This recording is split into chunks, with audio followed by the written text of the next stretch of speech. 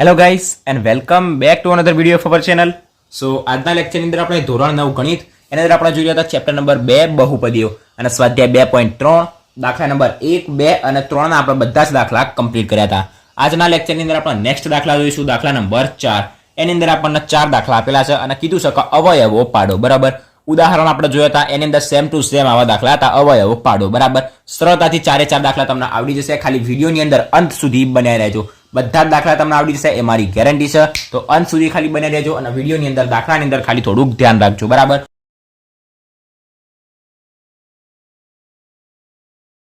સો અવયવો પાડવા માટે આપણે શું કરવાનું હતું પહેલા મેં તમને સમજાવ્યું હતું. જેને ના આવડતું હોય ફરીથી સમજાવી દઈએ.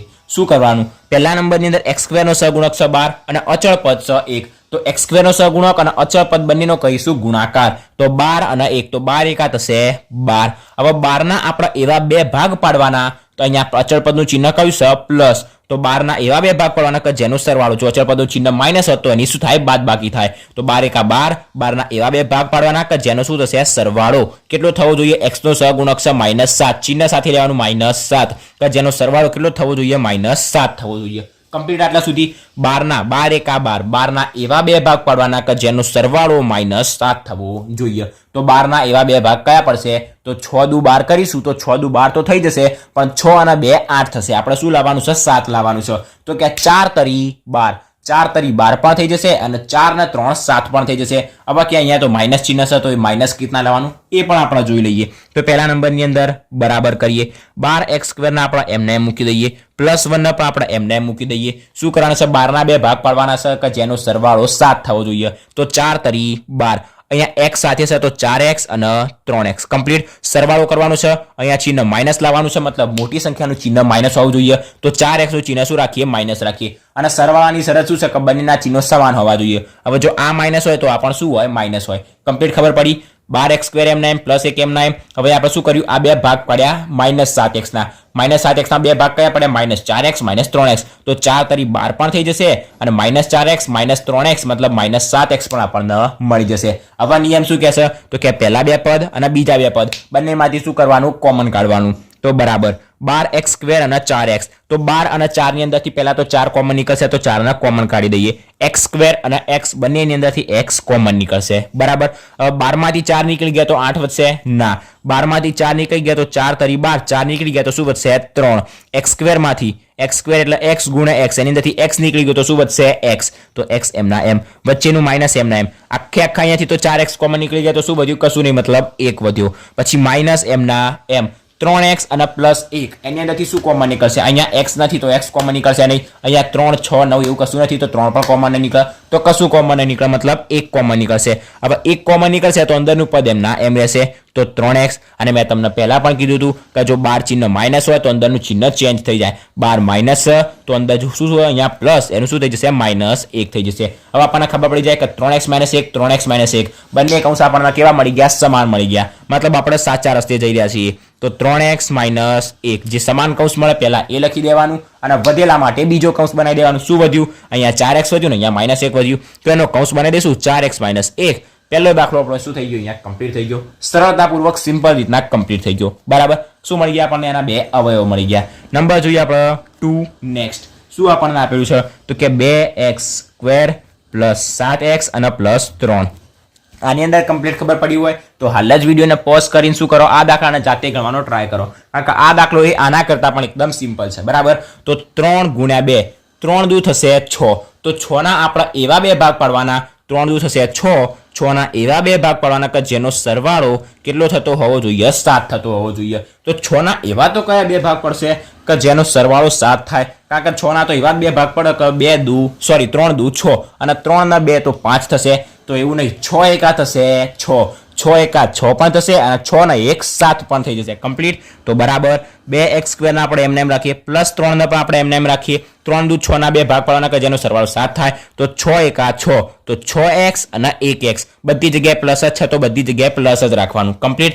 તો 6x + 1x એટલે આપણને શું મળી જશે, 7x. અહીંયા +1 ના લખો તો ચાલે, એકલું માત્ર ને માત્ર x રાખવાનું. બરાબર, નિયમ શું? પહેલા બે પદ બીજા બે પદમાંથી કોમન કાઢીશું. 2 અને 6 માંથી 2 કોમન નીકળશે. x² અને x માંથી x કોમન નીકળશે.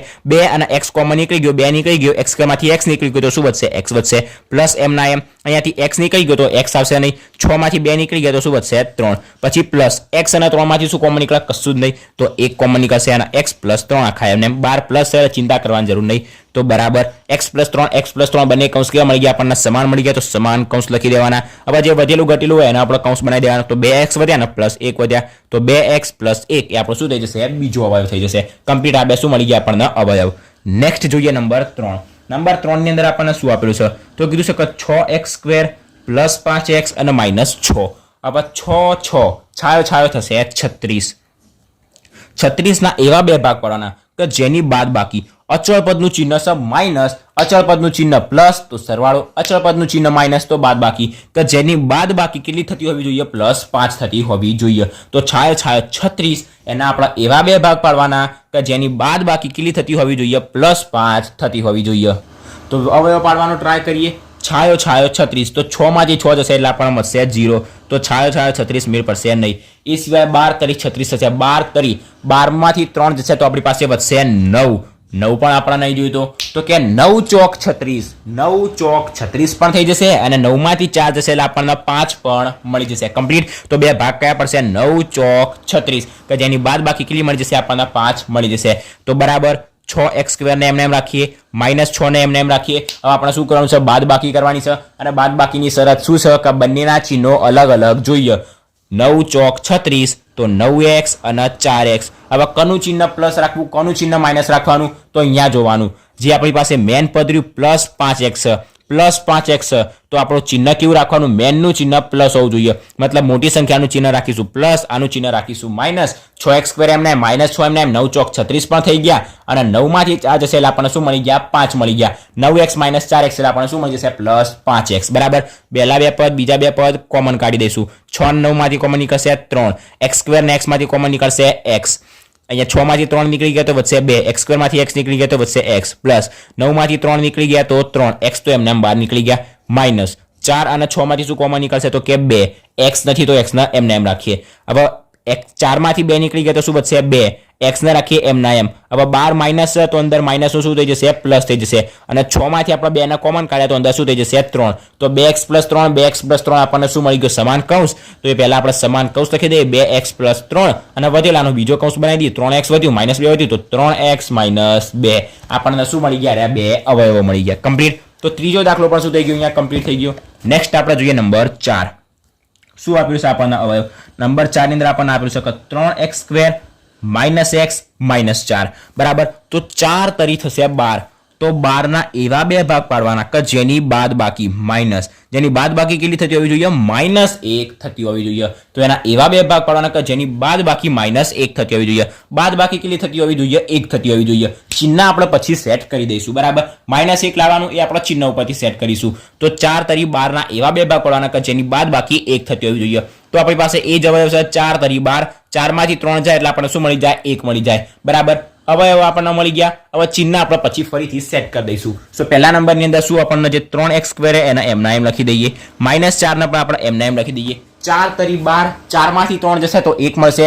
પણ જો આપણે 3 માંથી 4 ના બાદ કરીએ તો શું મળી જાય? -1 મળી જાય. એ આપણે સમજીએ. હવે શું મળ્યો? 4 3, 4x 3x. કમ્પ્લીટ. હવે આપણને -x ચિહ્ન કયું લાવવાનું છે? માઇનસ લાવવાનું છે. તો જે મોટી સંખ્યા છે એનું ચિહ્ન આપણે માઇનસ લાવવાનું છે. કરવાની શું છે? બાદ બાકી. અને બાદ બાકીની શરત શું છે? બંનેના ચિહ્નો અલગ અલગ હોવા જોઈએ. જો આ માઇનસ હશે તો આ શું હશે? પ્લસ હશે. હવે તમે જાતે જોઈ લો.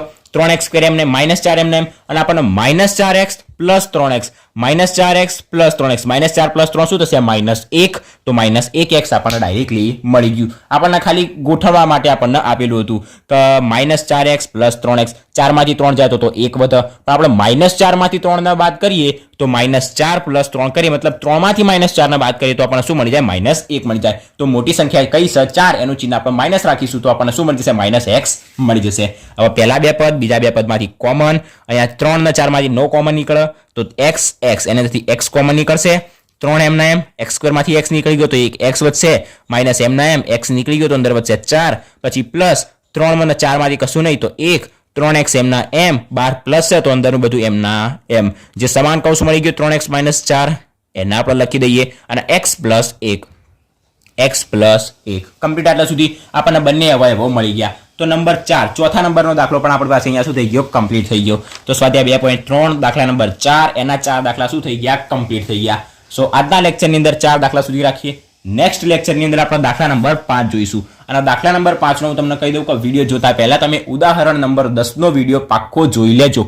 ઉદાહરણ નંબર 10 આવડશે તો જ એ 2 દાખલા આવડશે. કારણ કે ઉદાહરણ નંબર 10 અને એ 4 દાખલા સેમ ટુ સેમ છે, બરાબર. તો ઉદાહરણ નંબર 10 એક વખત જોઈ લેજો કે જેથી તમને એરિયા જે 4 દાખલા રહ્યા પાછળના એકદમ સરળતાથી તમને આવડી જાય. આજના લેક્ચરમાં અહીંયા સુધી રાખી. આશા રાખું છું કે તમને 4 દાખલા અંદર કમ્પ્લીટ ખબર પડી ગઈ હશે. વિડીયો ગમ્યો હોય તો વિડીયોને લાઇક અને શેર જરૂરથી કરજો. અને જો ચેનલ પર નવા હોય તો ચેનલને સબસ્ક્રાઇબ પણ જરૂરથી કરી દેજો. સો થેન્ક્સ ફોર વોચિંગ ગાઈઝ.